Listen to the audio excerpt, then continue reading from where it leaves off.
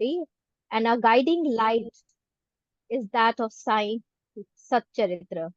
Silent yet singing is the path of Sai Panth. Our philosophy is based on Gyan, Bhakti, Karma, and we follow the Advaiti Guru Shishya Parampara with our Mool Guru being Sri Guru Dattatreya and his Purna Avtara Sri Sainatha. We believe in the Kundalini Yoga and we practice Shunya Kriya, which has been blessed by Mahavatar Babaji. So, part of the Raj Yoga, which is by Maharishi Patanjali. Now, what do I say about our Bhaiya, lovingly called Bhaiya by all of us, Sri Ravindra Madhudi? He is the epitome of instrumental devotion of our Lord Sri Sainatha. He was chosen to bring the order. Can we put our systems on mute, please? Thank you so much. So Bhaiya is the epitome of our instrumental devotion of Lord Sainatha, and he is the one who got Shunya Kriya into this world. His journey as a yogi started about 30 years ago, and he started practicing Sahaj Yoga with Ma Nirmala Devi. He belongs to the Avadhuta Sampradaya, and all of us rather belong to the Avadhut Sampradaya, the ones who believe in uprooting and establishing Dharma. Let's hail for our Guru Sri Sainath Maharaj and begin today's session with our Bhaiya. Sri Sainath Maharaj ki Jai. Over to Sairam, Sairam, Sairam, everybody. Premiji, everybody. Sairamji, everybody is here. Whoever was supposed to join from your side. I think most of them are. Right. Of them are. Yeah. All right. So, Otherwise, we'll start and they will come in. Sure. Thank you, everybody, for giving me this opportunity to share a few of the thoughts about the Kailash Manasarovar Yatra that you all are embarking on. So, nobody goes to Kailash unless and until there is a command from the Master, from the universe, from Lord Shiva himself. Nobody can go to Kailash Manasarovar. So you all are fortunate that you're going to Kailash Manasarovar. Now today, Premiji suggested that, we'll have a few words about Kailash Manasarovar. What is the significance of Kailash Manasarovar? How did this become the destination for the seekers of truth? Destination for the seekers of salvation. Destination for seeker who is looking for complete oneness with the Supreme. And also, what are things we have to do, or what are things that we need to observe when we embark on this yatra, Kailash Manasarovar Yatra. And what is it that we have to give up there? What is it that we have to carry from there? So these are few things which we need to understand. So any yatra or anything that we do, anything for that matter, whether it is worldly existence or whether it is a spiritual travel that we take up, or anything for that matter, we need to know what it is all about. What is it that we are going for? What is it that we are looking forward to?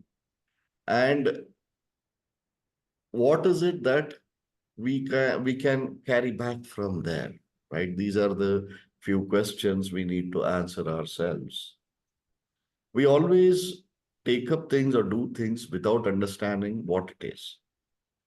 So let us start by looking at what is Kailash Manasarovar.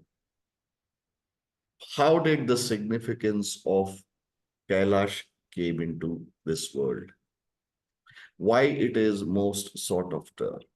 Why is it that very few people can go there? Not everybody can just go there. So now we start with the importance of Kailash Manasarovar, how it became important. As a believable hypothesis is a possibility, or a hypothesis is one of the theories.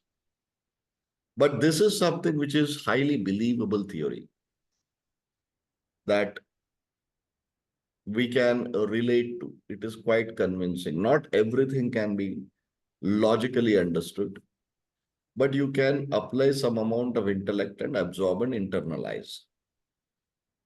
Now, Kailash, will rest it for a moment. In the beginning of human race's intellectual evolution, right in the beginning, we were all evolved as per the science from the theory of evolution, Charles Darwin's theory of evolution.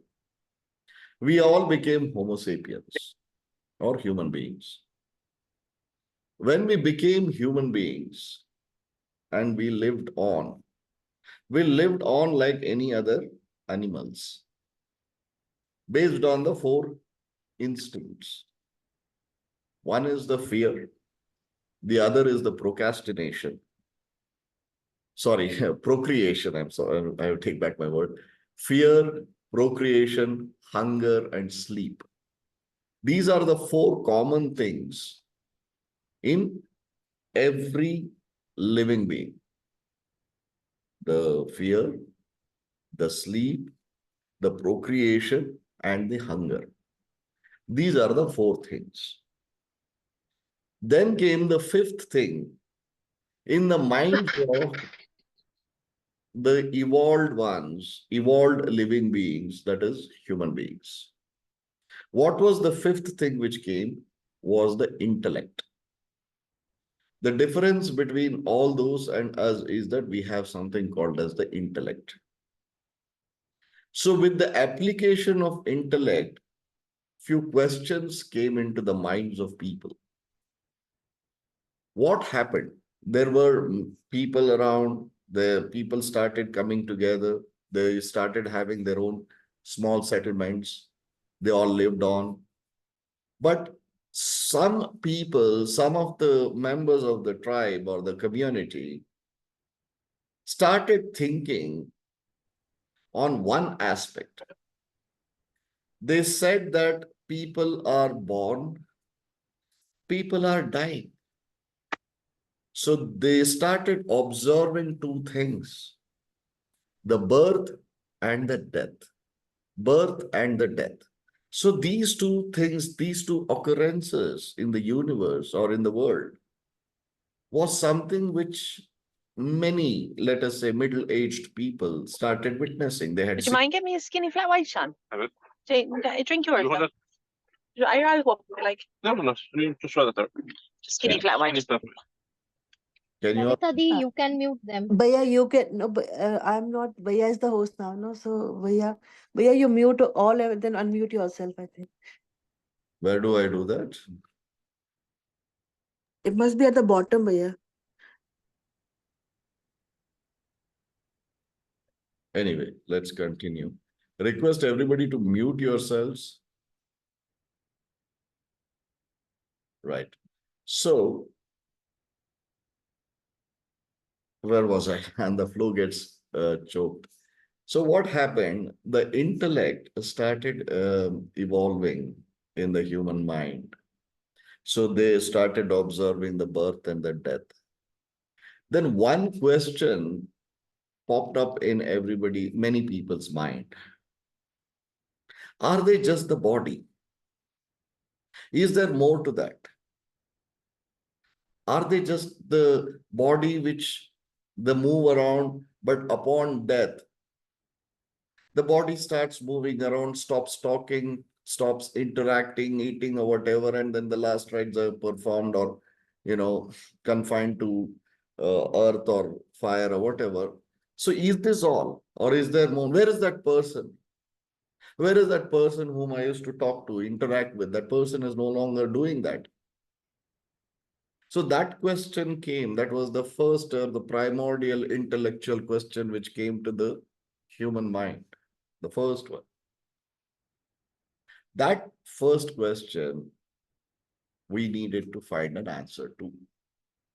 And that first primordial question is very simple. 3 words. Who am I? People who know Tamil will know Nan Yar. Who am I? Right? That was the only question which came into the human mind. And that is the question for which we are finding an answer or trying to find an answer even to this day. Who am I? Am I the body? No, I am not. Am I the name that I carry? Am I the relationships I have? What am I? Who am I? So that question lingers even to this day, which started about 15,000 years ago. That question is, who am I? So I live in the body. I am in the body. Upon that one occurrence called the death, that me is not in the body. So who am I really? That was the primordial question. Now that I am not the body, which I am confused. I mean, I am clear about it. My confusion is gone. My confused state is gone. So I am not the body. I'm very clear. I live in the body. Then another 5 questions erupted.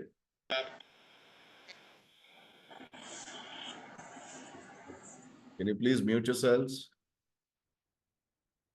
So the next question that arrived is, if I am not the body, if I am living in this body, where have I come from? Subsequently, now that I know I'm not the body, I don't know where I have come from. Why am I here? Why am I even here? Then, if I am not sure about why I am here, what am I supposed to do?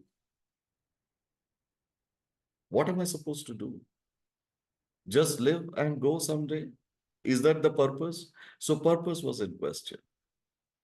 So when I know I'm not sure what I'm supposed to do, then whom do I belong to? I came from somewhere. So my origin is where what I belong to or whom I belong to. So whom do I belong to? Or where do I belong to? The I. The I which is not the body alone. So whom do I belong to? And upon the occurrence of death, where am I going to go? What is happening? I don't know. Where am I going to go? So this question lingered in the minds of few thinkers, many thinkers. So they all started contemplating, they started coming together in multiple places. Their only subject of discussion is that finding the truth. The only answer that you need to find, only question you need an answer to find for is, who am I? That's the only question. That question remains even to this day. From the beginning of human intellect till today. However, intellectually we have evolved, the question still lingers. Who am I? We don't know. Right? Then that question started coming in many thoughts, people started asking this question to one another, and then there became a group of people. So these group of people left their house, their belongings. They all came together. They became a group of ascetics. They became a group of ascetics from all across the northern hemisphere. Is something wrong?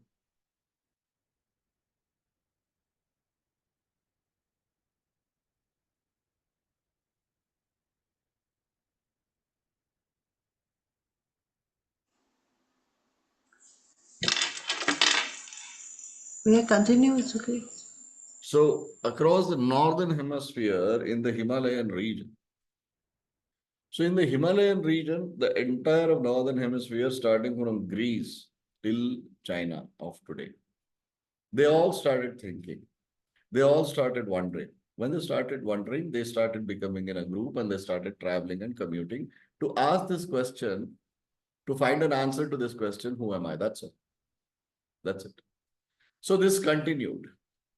So these group of people started gathering, and for the energies of the universe or by the guidance of the universe, they all started moving towards one place. There was a lot of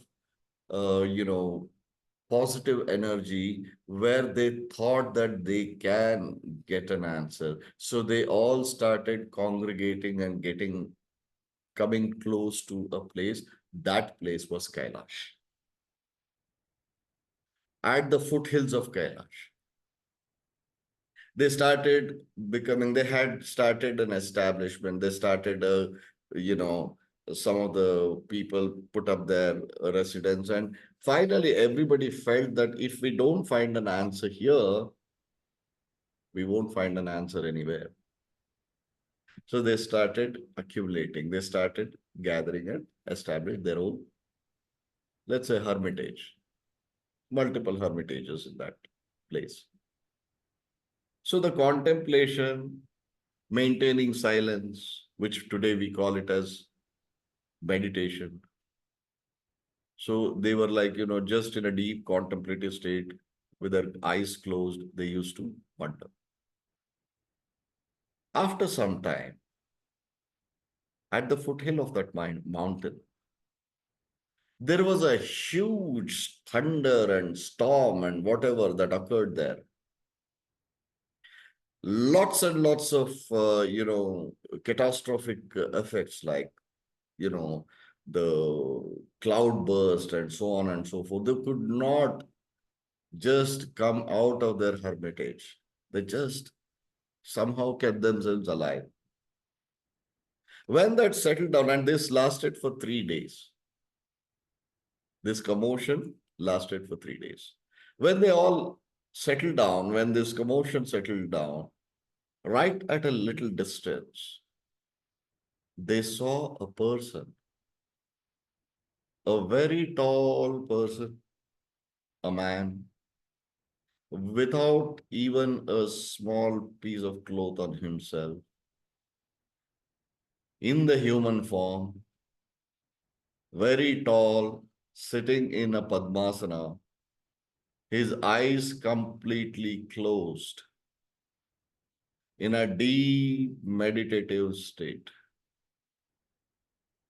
They were all pleasantly surprised to see very tall, extremely tall, lean, and in a meditative state, in a dhyana, just eyes closed. All these people were so happy and excited, elated, thinking that here is something or someone who has come to give an answer to our deep rooted question. So they all go towards that entity, that person, and they settle down close to him all around. There were, say, about 1,000 odd people who were the seekers who had settled down there. They all established their residence is close to that person. And after years passed, that entity opened its eyes. So everybody were related. One fine morning, he opened his eyes, and everybody were related. They started going towards that entity. They prostrated again in front of him, and they said, "This is the question we have, Lord. Who am I? Who are you?" The same question that they had in themselves. They said, "Who are you? Where did you come from? Why are you here? What are you supposed to do? Whom do you belong to? Someday, if you shed the body, where are you going to go?" The question that they had in their hearts, they posed it to that divine. That is the time the Advaita became, the non-dual existence. Question that they had for themselves is a question that they posed it to that person in meditative state. A very pleasant face, devoid of any emotions and expressions, very quiet and still, just still. Then, after these questions came, the entity or that person closed his eyes, just closed his eyes again. So half the people said, "Oh, we have waited for years. We still did not get our answer." They're disappointed. How many more years do we wait? And half the people just left. They said, "Whatever it is, we are not going to be here. We would rather spend our time with our loved ones in our native lands." So half the people left. Then, after which, some more months, years passed. Again, this entity opened its eyes. When he opened his eyes, again, all these left people, people who were all around, they left and they ran to him and they said, "Please, now that you have opened your eyes, give us the answer.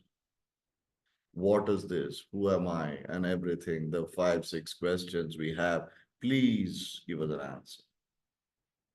After some time, that person just closes his eyes again. Everybody is disillusioned. Everyone is disappointed. So everybody said, "Okay, this is not going to happen. We will head back." So everybody left, but for 7 people. Just 7 people, they stayed back. They said, "We will be here till the last breath of our lives.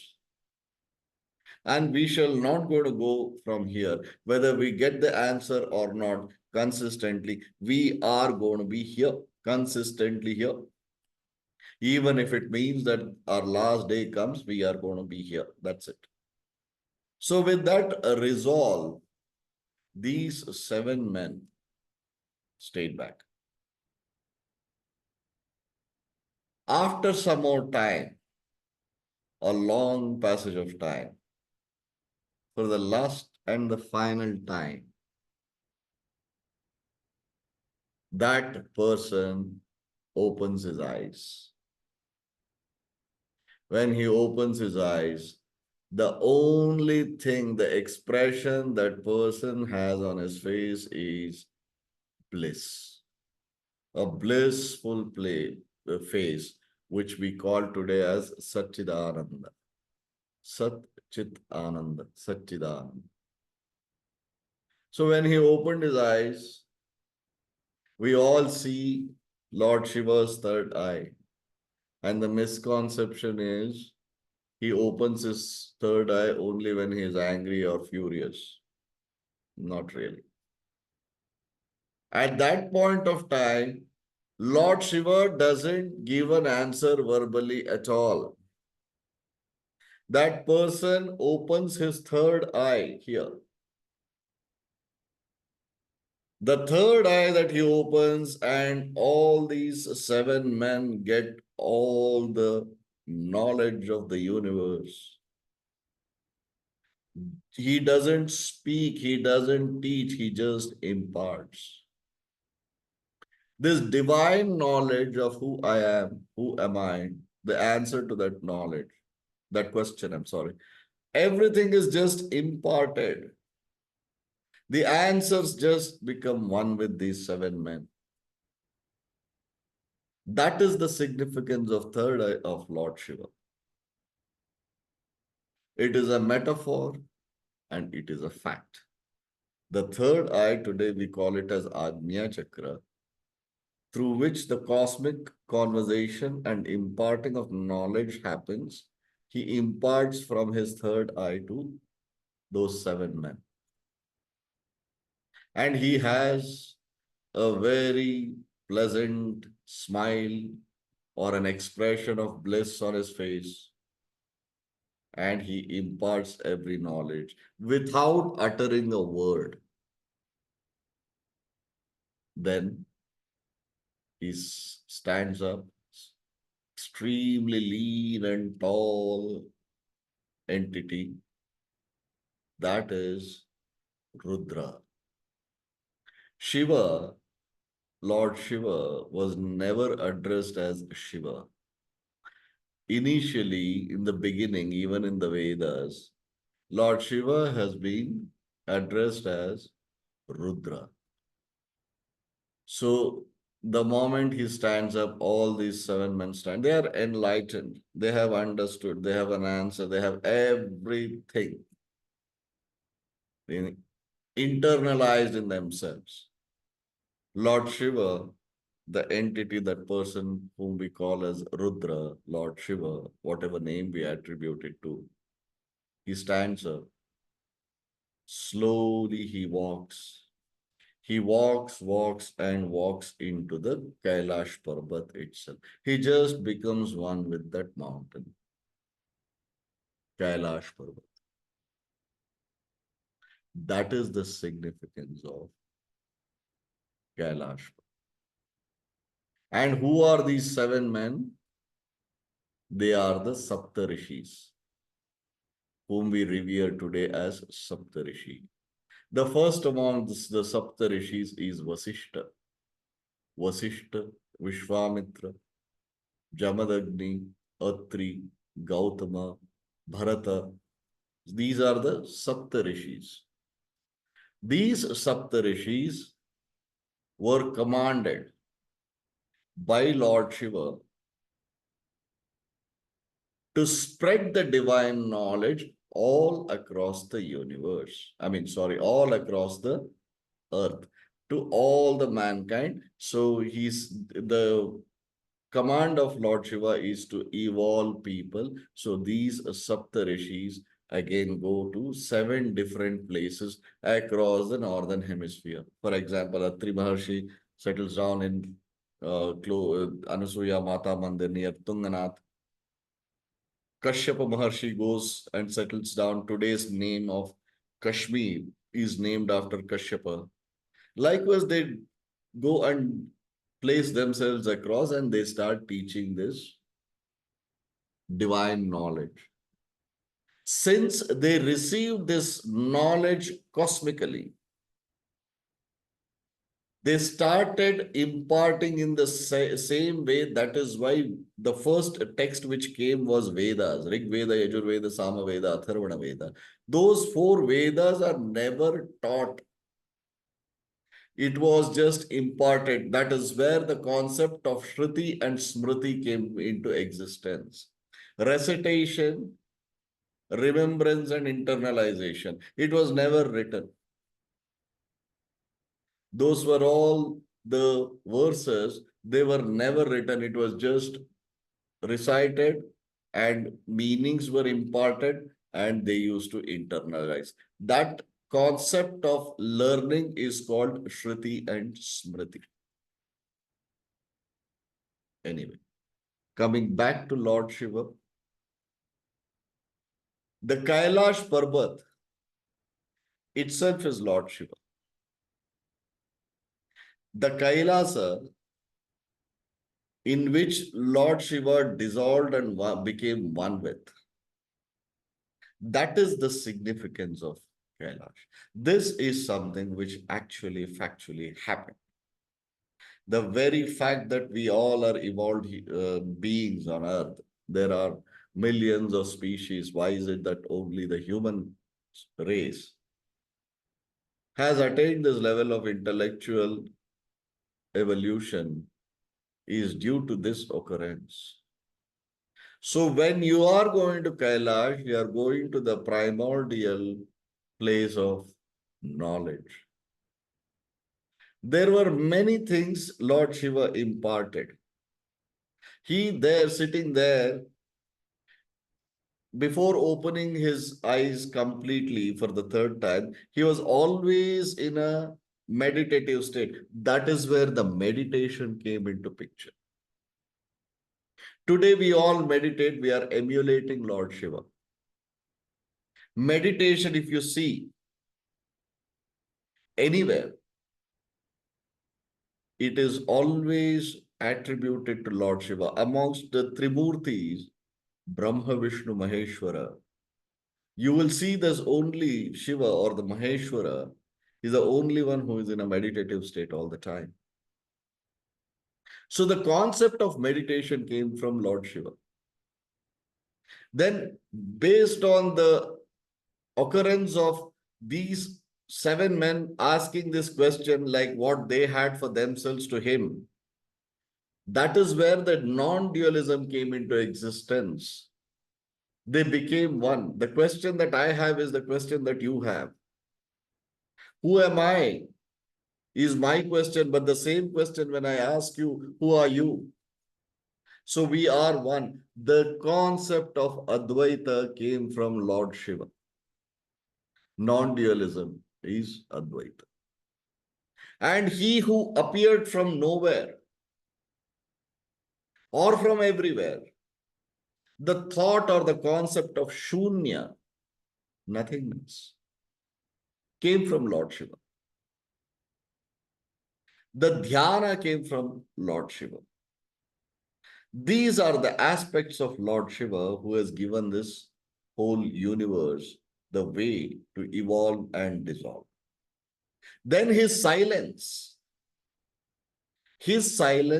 of being very calm, quiet, simple, that without any expressions, without any thoughts, then came the word samadhi.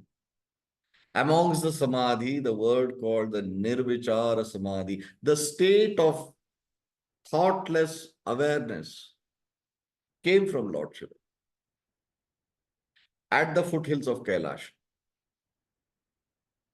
Then, when he imparted everything selflessly for no want of anything, the state in which he is in is no expectations whatsoever.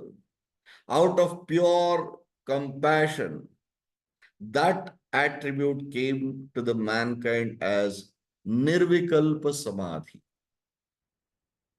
state of desireless awareness. Nirvichara came from there, Nirvikalpa came from there. He was an embodiment of peace, silence, thoughtless, emotionless, desireless. But he had one attribute, the smile of bliss, Satchid Ananda Sthiti, that Satchid Ananda. Out of that blissful state of Satchidananda, plus with a state of compassion. Why did he impart all these questions, answers to these questions to this intellectually evolved species? He is out of compassion. That compassion, laced with his energy, became Kundalini. That Chaitanya is Kundalini. how we interpret, how we look at. So Shiva became Ambhu, formless, or Shivling. The Mount Kailash is the first Shivling. What we worship, Lord Shiva, we never worship across the world. If you see, Lord Shiva is never worshipped in a human form. If anybody is doing it, is wrong. Lord Shiva is always worshipped as a Shivling. And the first Shivling is Mount Kailash itself. Because Lord Shiva walks into Kailash and becomes one with it. So the first Shivling is what you're going to be visiting, taking your pilgrimages, making a pilgrimage to is the first Shivling. That is Mount Kailash. That was replicated all along, and today we worship uh, Lord Shiva as Shivling. It is nothing but Mount Kailash itself, Kailash Parvat itself. So the compassion, the energy laced with compassion, which is Kundalini, the Samadhi, the Nirvichara Samadhi, Nirvikalpa Samadhi came from there. The answers to the questions came from there. Yoga came from there. Yoga is not yogasana. Misconception. Yoga means to become one with. That thought, that concept of becoming one with thyself, non-dual existence of thyself, everything came from Kailash. The whole philosophy, the entire philosophy of Advaita, the entire philosophy of moksha, entire philosophy of mukti came at the foothills of Kailash. So that is the significance of Kailash Mansarovar. Now, if you go there, when you go there, and if you live there for a long passage of time, you tend to age faster. You would have heard this. Our body starts becoming aged faster than the normal condition that we live in. At the foothills of Kailash Manasarovar, you tend to grow old fast. The reason is the ascetics that they were, once they got the knowledge, they realized that the body is mortal. Their interest in looking after and nurturing the body started receding. Those energies, they started getting older. It is not the physical age alone. You are going to intellectually, spiritually evolve faster, not just the body. So that is the significance of Kailash. And if you go towards history, which is spiritual history called the Itihasa, you go to Ramayana. Ravana performs his penance at the foothills of Kailash. He creates a pond on which there is a small island on which he sits and meditates. That is Rakshastal. There are two lakes. One is Manasarovar and Rakshastal. That Rakshastal is the place where Ravana performs his penance. And Rakshastal's water is bitter, it is salty. Just next to that is Manasarovar. Water is pure, water is beautiful, water is consumable. And it is a sweet water. What it goes on to say that bitterness or negativity or positivity, it attains a neutrality at the foothills of Kailash. So we can go on talking about Kailash Manasarovar endlessly. I have to tell you one experience of a yogi who I was very close with. He used to visit Kailash every year for about 18 years. And on the 18th year, he left his body there and he was cremated there. That person, I had the good fortune of meeting him on the 17th trip upon his return from the 17th visit to Kailash. He told me that one night, one early morning, wee hours in the morning, he just heard some bells ringing.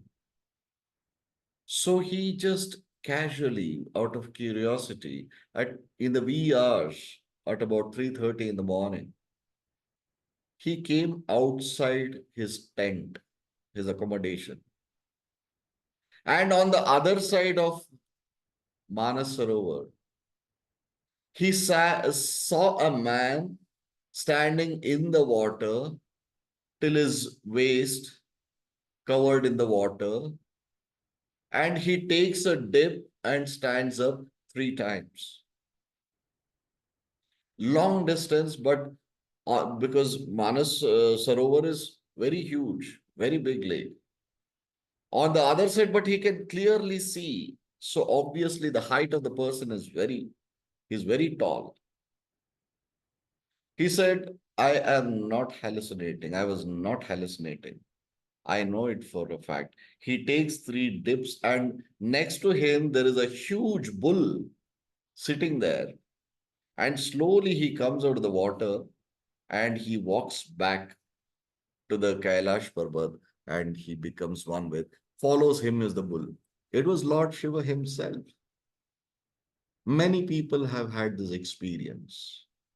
Sudden ringing of bells at about 3:30, 3 o'clock in the morning. So the the appearance of Lord Shiva, if we are closer to the truth, if we are true seekers, it is not something which is a rare thing. He appears. He appears every day, every morning. The moment Lord Shiva wakes up and appears at Manas Sarovar, that moment is the one which is called as the divine and auspicious moment called the Brahma Muhurata. Brahma Muhurat is the time when Lord Shiva takes a dip in Manas Sarovar. And when you see Lord Shiva, what do you get? What do you think of? Is that you have to be your true self. Lord Shiva, if you have to emulate, there is no grandeur. There is no decorative things. There is nothing, just a small lion cloth around his waist or a tiger skin around his waist. Bare chested, nothing. There is nothing impure. Yet he is not the one who likes all these adambar, which in other cases is decorative or looking after. What it goes on to say is that start shedding things when you are heading towards Kailash. Fortunate are that we are. Start getting out of your conditions. Start getting rid of your conditioned mind. Start getting rid of your attachments. The six primordial clutches we have: Kama, Krodha, Lobha, Moha, Mada, Matsarya.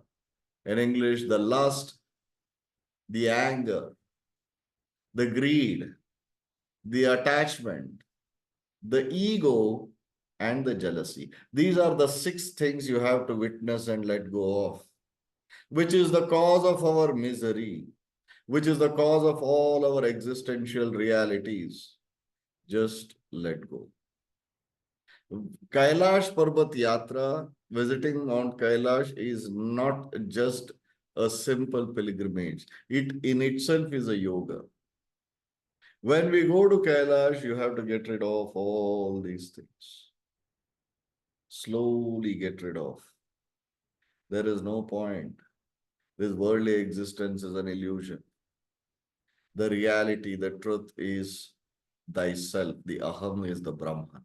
You are traveling to Kailash, but in reality, you're traveling within yourself. That is the significance of Kailash Manasarovar. Right? So when you go there, as much as possible, maintain silence, be in a contemplative state. It is not a holiday, it's a travel from our superficial self to our true selves. That is the travel that you're taking. That is the base, that is the source of all the intellectual knowledge that we have, all the philosophies that is in existence in the world is because of that. The place where the origin of Advaita non-dual existence is from Kailash. The meditation is from Kailash. The philosophies of Kailash. Everything which we are today as yogis and avadhutas, the source of it all is foothills of Kailash. So hold Kailash in your hearts. Become one with Kailash. Become one with Lord Shiva. And true meaning of Shivoham, Shivoham. Live that moment of Shivoham. And also, it is believed that there is a mysterious plane or mysterious realm of existence called the Jnanaganj. The Jnanaganj or the Siddhashrama. Jnanaganj or Siddhashrama, which the same is called in Buddhist texts as Shangri-La, it is all the same. So the Jnanaganj is in Kailash. The gateway to Jnanaganj is Kailash. What does Jnanaganj signify? What is the significance of Jnanaganj? Jnanaganj is a place where the most evolved spiritual masters, all the avatars of all the divine entities reside in Jnanaganj. Upon shedding the body, they live in Jnanaganj in order to guide the mankind towards salvation and liberation. That is Jnanaganj, and that gateway to Jnanaganj is Kailash. Geographically speaking, it is Kailash Parvat is also the axis mundi. From Kailash Parvat to North Pole is 6,666 kilometers. From Kailash Parvat to South Pole is 6,666 kilometers multiplied by 2. That is the point where entire Earth's sustenance is, balance is, the axis mundi is Jnanaganj. Upon leaving this worldly existence, the Sapta Rishis, the 7 Rishis, they are connected with the world. They have become the stars in the sky is what everybody believes in. They are in the astral realm. Their connect to the world, physical realm, is at Kailash. There are Saptarishi caves. These Saptarishis, upon getting the Brahma Jnana from Lord Shiva, meditated there in the 7 caves. Please offer your salutations and prayers to those Saptarishis, because of whom we have all evolved today. We are what we are, thanks to those Saptarishis. And I don't know how many of you are doing the parikrama.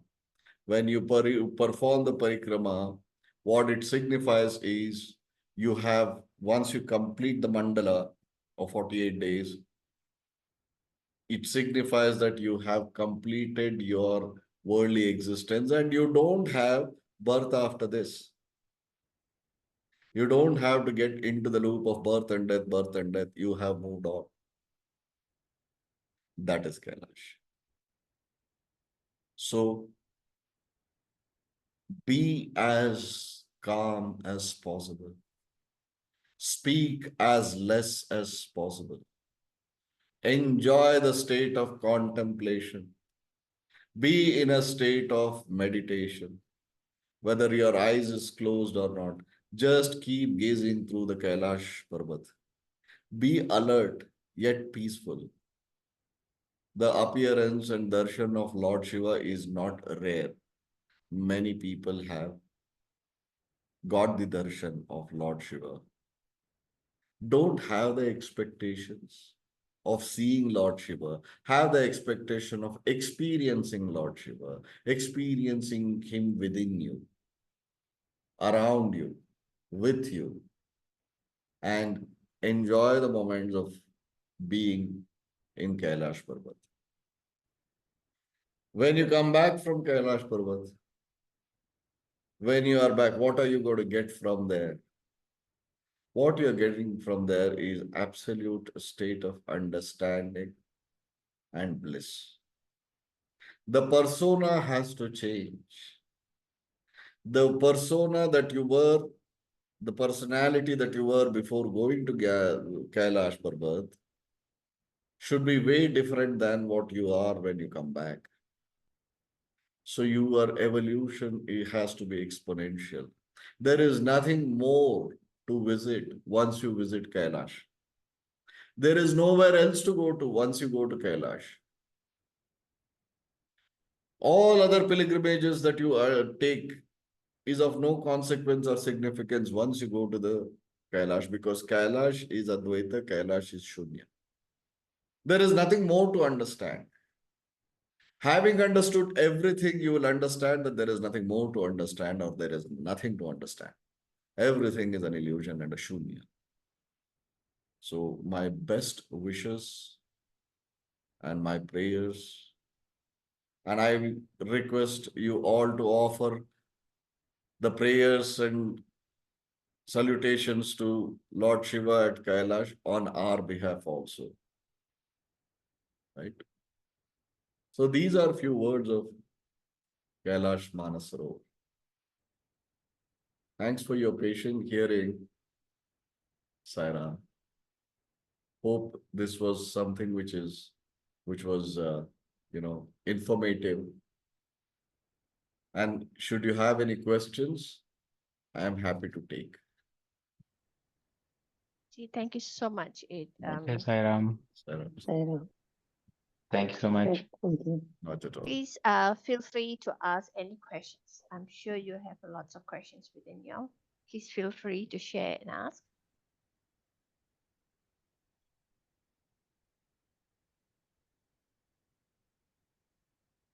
Sir, Namaskar, sir. Kamala here. Yes. First of all, I wish thank you so much because you're giving so much of information and so much guidance that which is do and don't. So I feel really appreciated. Thank you so much, and you become a guidance in our way journey also. Sure, we will our guidance will sure we do prayers for everyone. Thank you so much. Thank you.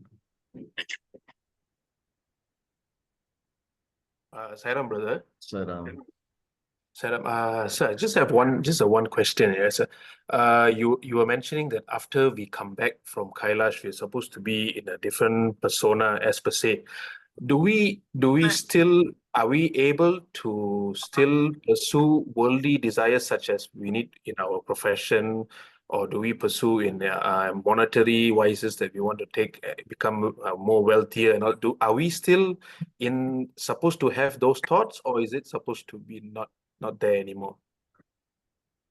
Well, this is a very good question. We are coming back to the worldly existence, and there are necessities of the worldly existence. We fulfill that, or we just give up on everything. No. You have to do what you have to do, but in a state of witness. When you go to Kailash, what do you become? The Sakshi. Sakshi is a witness. You will continue to live this worldly existence like before.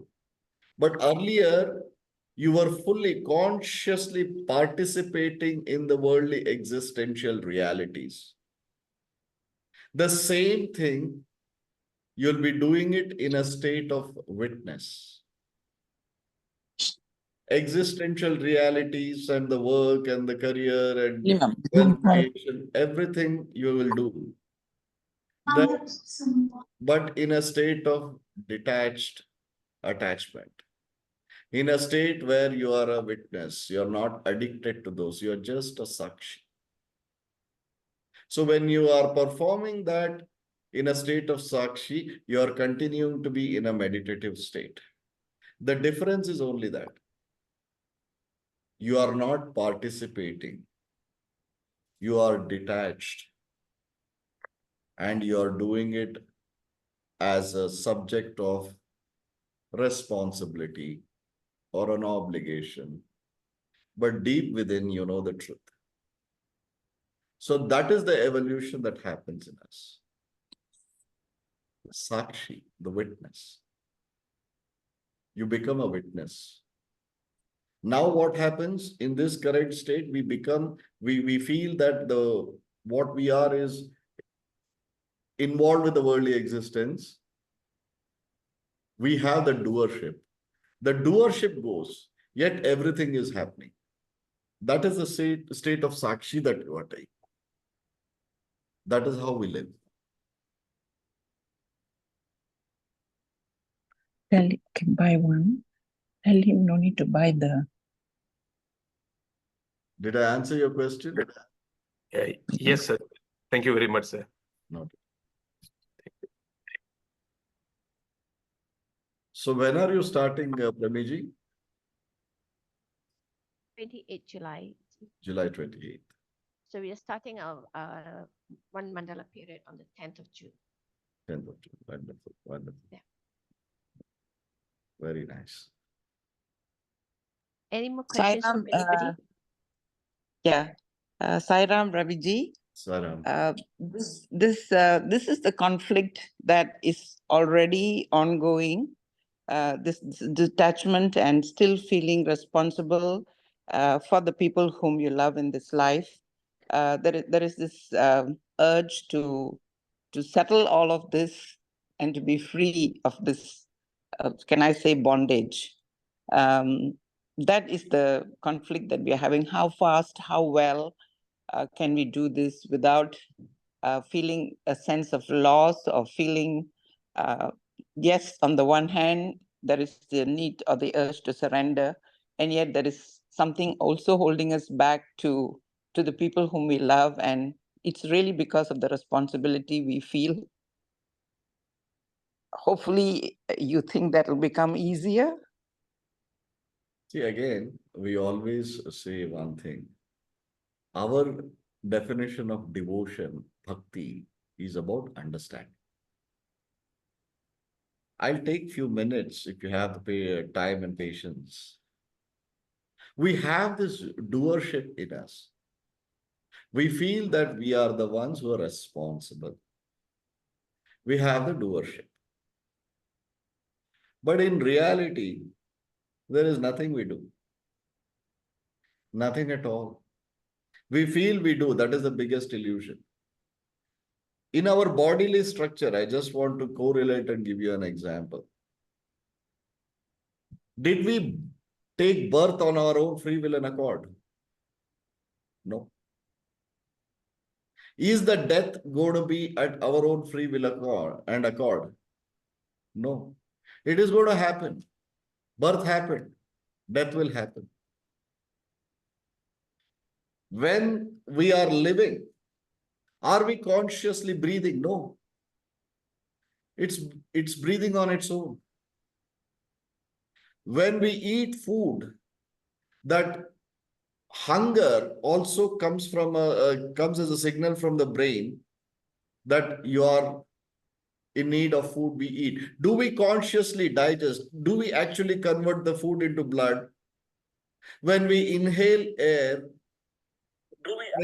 20% of the air is oxygen, rest is all different gases. We absorb only the oxygen, rest we throw out. Do we consciously do? So what are we actually doing? Do we grow consciously? Does the body grows like with our thought and our free will and accord? No. You just eat. Even the consumption of food comes from the body itself, that you are hungry, you need to eat. You're thirsty, you need to drink water. So everything is happening on its own within us. Our growth is happening on its own. Birth has happened, death is going to happen. No matter how much we say no, we are going to go. So what I am trying to say is that even the occurrences in this world in your life is going to happen. All that you have to do is, Lord Krishna says in Bhagavad Gita, Nishkama Karma. He says, Karmanyavadhikarasya ma phaleshu kadachana. You do your duty, be dutiful, devoid of attachment to that duty. There is nothing which we do. Everything is going to happen. We are non-consequential, we are insignificant. Everything will move on. Life just goes on. World just moves on. Whether we are there or we are not there, whether we do or we don't do, everything will happen. So it doesn't mean that we don't have to do anything. We should not have our love attachments or looking after our loved ones. When you start feeling that they will be looked after, I will do whatever I am supposed to do. But it is not happening because of my effort. In any case, it was supposed to happen. When you have a detachment through the understanding, you will start getting liberated. Everything is going to happen. There's nothing which we do. So that when it sinks in, how do we still live in this world is being dutiful, devoid of doership. You are not the doer. There is nothing above us which is going to be doing. Everything is going to occur. Everything is going to happen. You just have to participate without a sense of doership. That's it. So when you return from Kailash, you will give up the doership at the foothills of Kailash and come as a saint engaged in the worldly existence.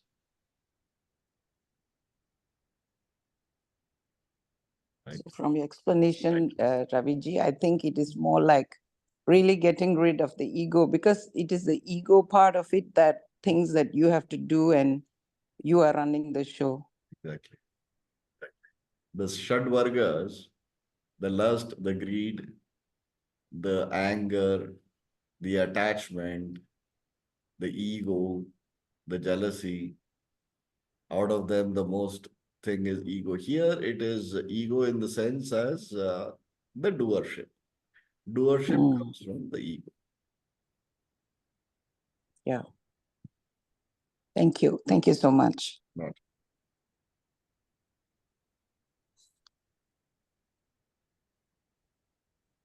Does anyone else have any other question? Sai Ram. Sarah. I'm talking from Mauritius. I express my deep appreciation for everything that you have said. Thank Deep you. gratitude. Such knowledge we never had before. When you said at the very beginning that it's a call, I was not willing to accept that it is a call, because we feel so low, we feel so simple in front of the great, the divine. But when you say that, it is kind of somewhere something is awakening up. Probably it was there because, a lifelong just doing duty, running here and there, you never know that there is a greater plan ahead, that God has decided something. So this for me, it confirms, it gives me great faith. It confirms such a lot of things. And this real explanation with everything, it really touches deep, deep inside. And I just feel that when we go there, yes, we will have a great experience, which will be lifetime of great value. Yes, what I would say is that ego is a very bad thing. We believe that uh, we do everything in life. That is, we feel so minute. We feel so low, but we have this kind of feeling that, okay, we have achieved so much. Even scientists will say that, even other people will say that. But it is very important that we understand that we are only doing, like you say, we are the witness. We are a such. Thank you so much. In Thank you so much. continuation with your words, wonderful words, sometimes we feel the whole universe is so vast and big, and we are such an insignificant, non-consequential existence. Not even a fraction, the smallest of the smallest is what we are, if we confine ourselves to the body. But at the same time, we are the whole universe in this smallest of the small things. You are the smallest of everything. You are an insignificant being in the universe, but you are the whole universe in that insignificant being also. Non-dualism. You are the universe, which you feel is very vast. But when you attain oneness with yourself, the true self, the conscience, the aham, the Brahman, when you know that you are the Brahman, the whole universe is you. Ishavasyam idam sarvam. I am not in every atom and molecule of the universe. I am the every atom and molecule of the universe. That is oneness. That is mukti. When we attain mukti or moksha, what we feel is there is a special place, we go there and settle down. No. Not for a moment I'm discounting the fact that there are different realms. There are. But not like the way it is narrated in a story type, in any case. But what is mukti, what is moksha? Is devoid of all these arishad vargas, devoid of your attachment to your physical body, devoid of your attachment to the world, your relationships, your loved ones, but yet compassionate, and you realize that you have attained oneness with everything. Everything is in you. You are in everything. You are everything. Everything is you. The Brahman that you are seeking is you. The divine whom you are seeking is you. It's not in you, it's you. What is that which is a muck or multi-layer of blocks which are,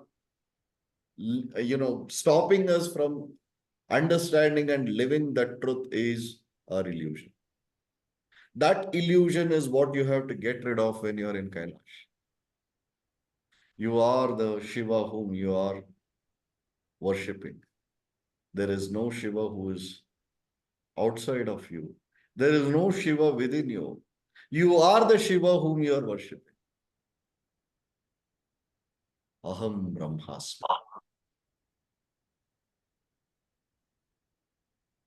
right? Thank you, Sairam, for such a wonderful answer. And I really feel enlightened and wish I could listen to you All right. more. Sure. Very happy to have met you. Thank you. Thank you.